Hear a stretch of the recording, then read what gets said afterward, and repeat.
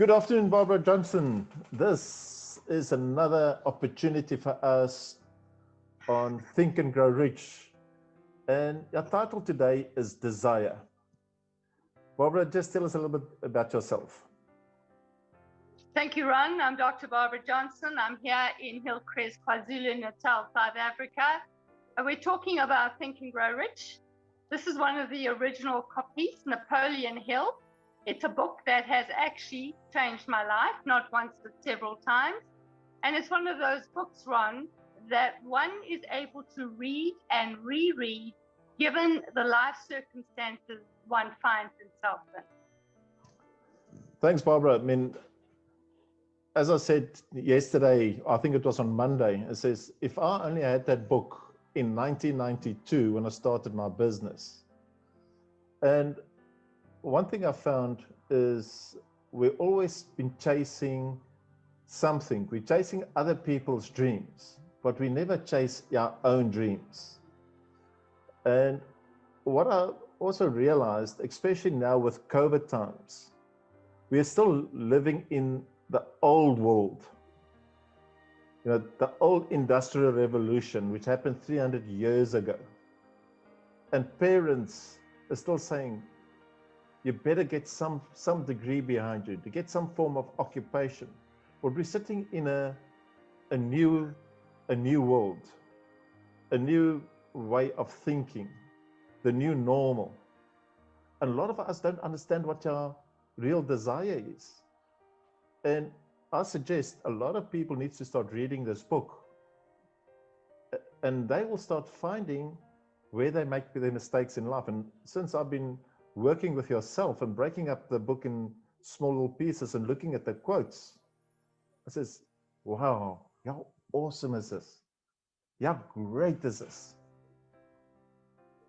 Because desire.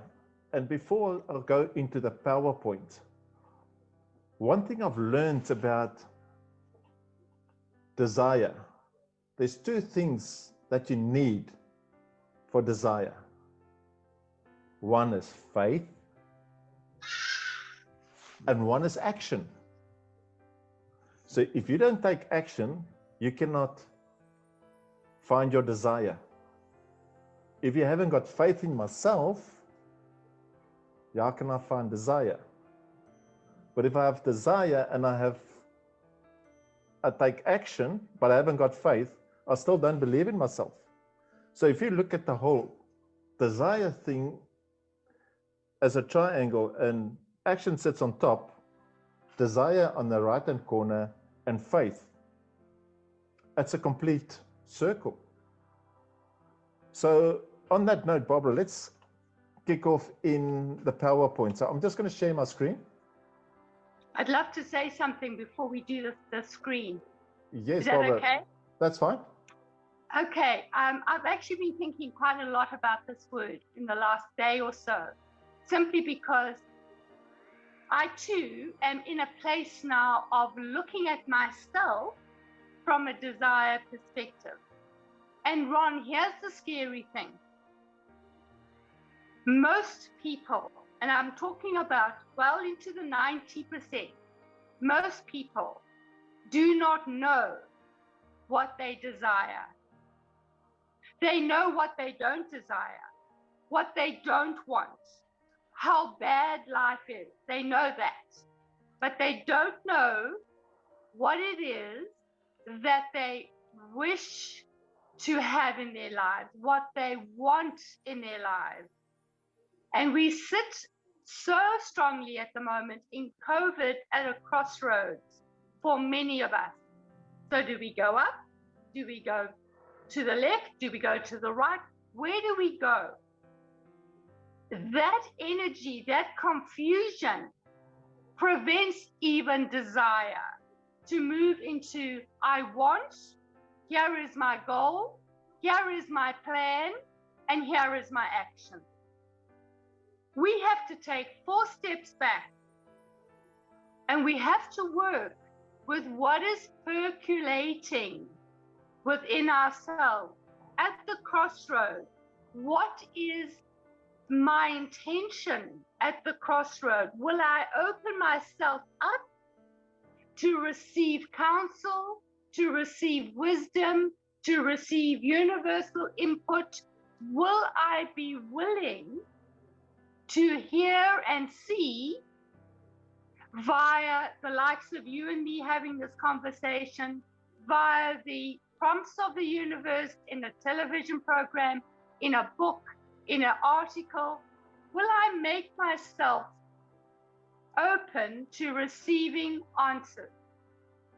And that energy, Ron, will then make for the desire, for the action.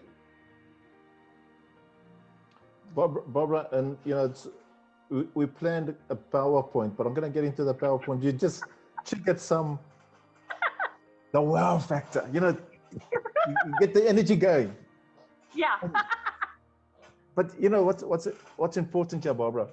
It's a lot of us is prepared to sell our time for an income because we're trying to please everybody else, but we don't please ourselves. So right. Right. And you know what the beauty part is, what we're busy speaking of masterminding together, is that I look at my two boys. I'm going to use them as an example. As a parent, I had to take a conscious decision and say, what do I want from them? And they said to me, I want to be a professional video gamer. Professional video gamer? Hang on. It's not normal. I mean, who wants to play games and make money? And one thing I've learned is when my boys came to me and says, Dad, look at this video. And there was a guy by the name of Pasha. And he interviewed his parents and say, what did you think of my son, of me playing games? That's what Pasha said. It says, we didn't want you to play because we want you to have some form of direction in life. And then he opened up the computer on esports, and the industry is 8 times bigger than Hollywood. So, yeah. I lost you.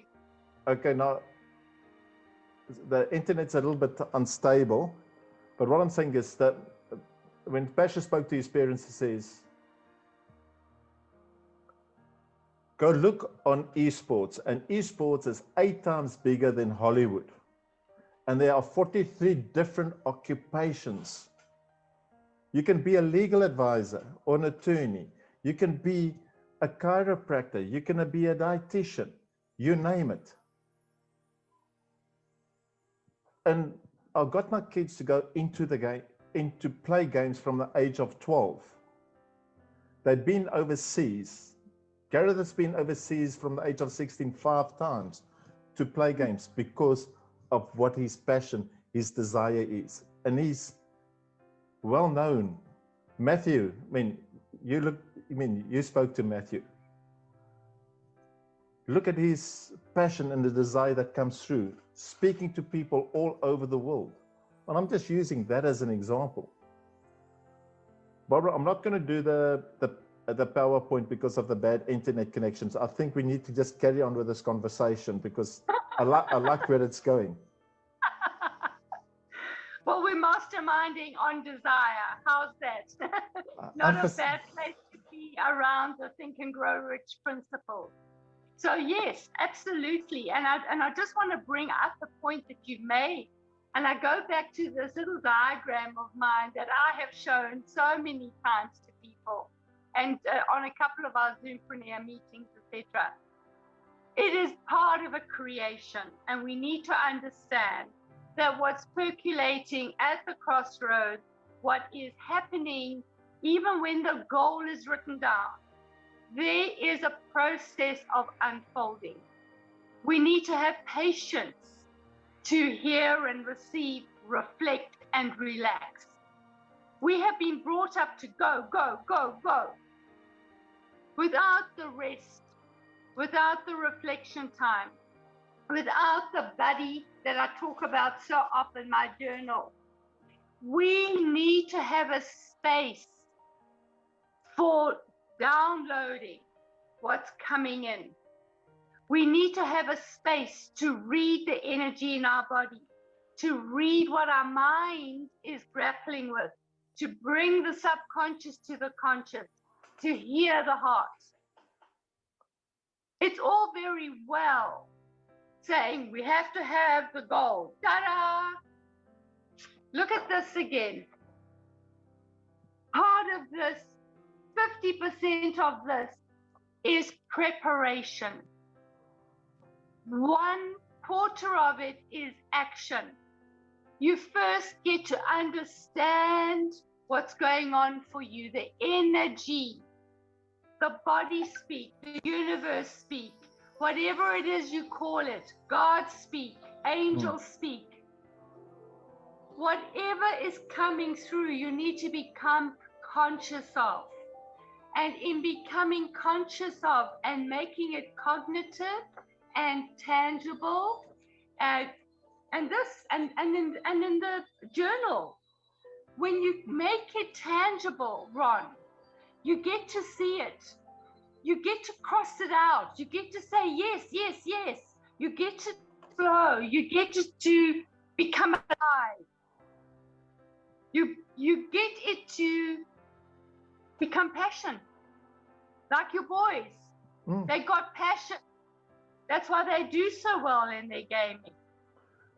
What you just mentioned there, Barbara, and one of the nice quotes that Napoleon Hill spoke about, is that you are the master of your own destiny. I mean, it's not your parents' destiny. It's not your wife. It's not your kids. It's your destiny, where your end goal is going to be.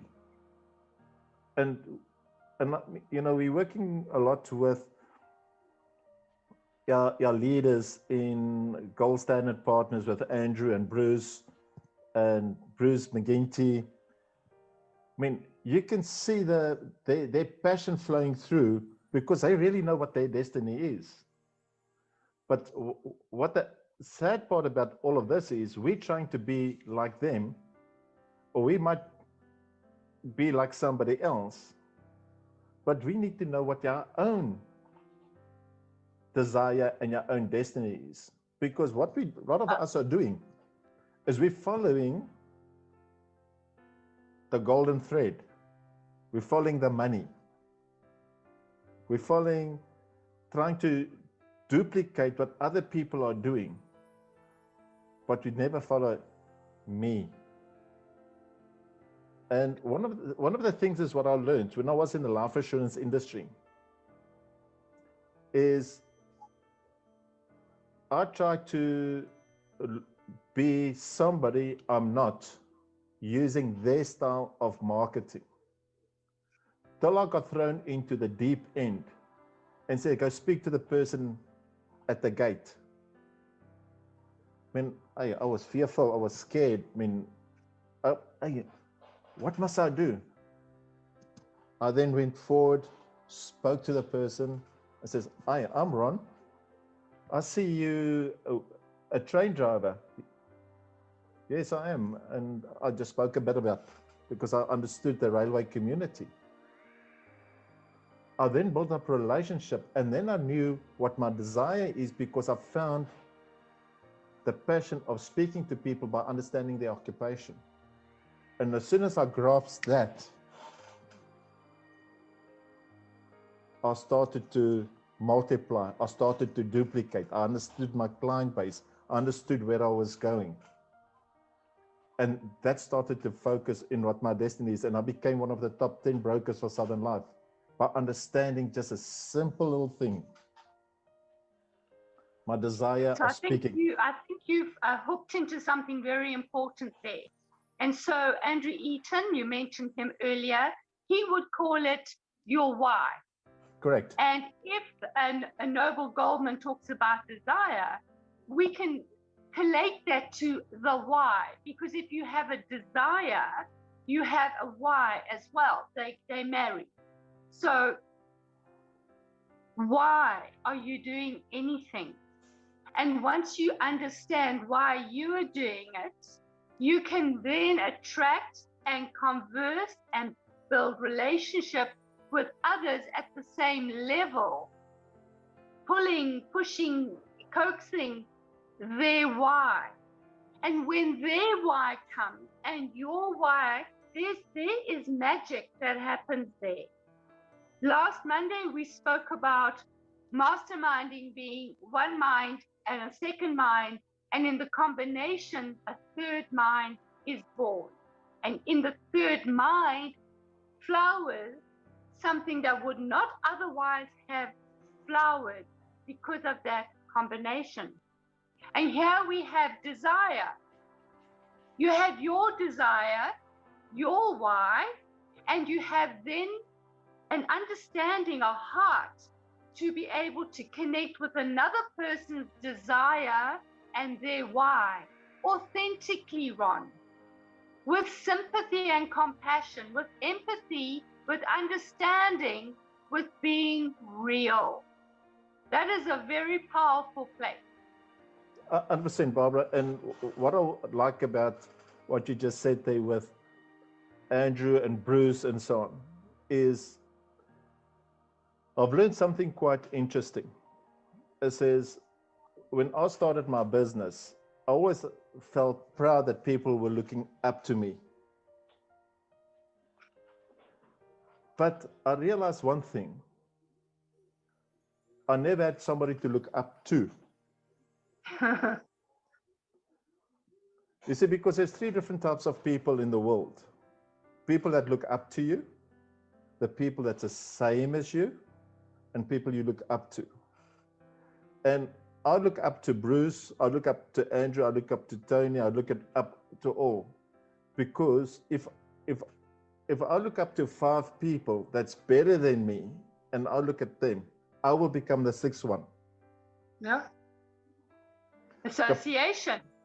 100%. But if I just say, okay, if I'm trying to be the mentor, I have other people becomes multimillionaires because they look up to me. And I felt, hey, I made this guy a millionaire. And it's true stories. I mean, I've made a couple of people wealthy because they were looking up to me. And I couldn't figure out why. Because I had to look up to people to mentor me in the way I mentor them. So and it goes back to what you said earlier, if only you had this book before your business started, because we have a mentor right here. Napoleon Hill, in a book, dead or alive, it doesn't matter, is still our mentor. You're 100% correct, Barbara, because a weak desire brings weak results. It's like Napoleon Hill said. It says, just as a small fire makes small amount of heat. So if your desire is not strong enough,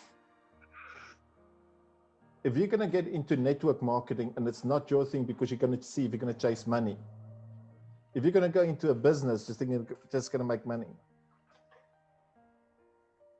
it's so easy to give up. Absolutely. And I think that's exactly why we have such a big turnover in a profession like network marketing. We have not yet learned, 1, to look into mentorship, 2, to apply mentorship, but it starts here, Ron. It starts with me. It is not external, it is internal. If the process does not generate love, energy, power, passion, excitement from inside you, you're quitting, no doubt. Barbara, just the last minute, what advice would you give to our listeners? Oh, wow. Okay, I've got only a minute. I would say to you, get mentorship, get this book, get it read. Take your time though, write it out, write some notes for yourself, use color pen, make yourself an interactive reader. Oh gosh, just about knocked myself out. And then utilize the percolating energy into your buddy journal, because there you get to dance with it, play with it, knock it off, take it on. So those two things, Ron, do the book and find out what's percolating inside you, because that's where the magic is. You get the magic, anything in life you can do. Thanks for that, Barbara. And I want to end off with this. Take action. Have faith. Have your desire. And through this, you can accomplish your dreams. You can accomplish what you want in life. And follow leaders. Duplicate what they say. Work through the system, but find me first. From the me to the we to the us. Thank you, Barbara.